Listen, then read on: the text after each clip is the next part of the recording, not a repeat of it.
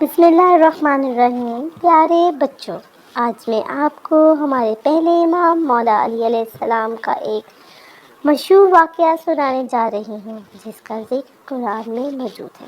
جب مولا علی نے حالت رکوع میں زکوٰۃ دی۔ حضرت امام جعفر صادق علیہ السلام سے روایت ہے کہ جب حضرت علی علیہ السلام نماز پڑھ رہے تھے اور آپ کے بدن پر ایک بہت ہی قیمتی حلہ یعنی لباس تھا، جس کی قیمت 1000 دینار تھی۔ وہ حبشہ کے بادشاہ نجاشی نے جناب رسول خدا کو بطور ہدیہ دیا تھا۔ وہی لباس آپ صلی اللہ علیہ وسلم نے حضرت علی علیہ السلام کو عطا فرما دیا۔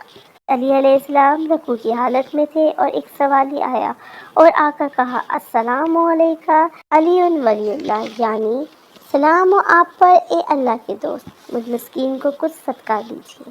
آپ نے اسی رکوع کے عالم میں اپنے لباس کے اوپر سے وہ حلہ اتارا اور پھینکا اور انگلی سے اس کی طرف اشارہ کیا کہ اسے اٹھا لو۔ اسی طرح ایک اور جگہ جناب ابو ذر غفاری فرماتے ہیں کہ واقعہ ظہر کی نماز میں اس وقت ہوا جب آپ رسول خدا صلی اللہ علیہ وسلم کے ساتھ مسجد میں نماز پڑھ رہے تھے کہ ایک سائل نے سوال کیا۔ جب اسے کچھ نہ ملا تو اس نے خدا سے شکایت کی، اے خدا تو گواہ رہی ہو، میں نے تیرے نبی کی مسجد میں سوال کیا ہے اور مجھے کسی نے کچھ نہ دیا۔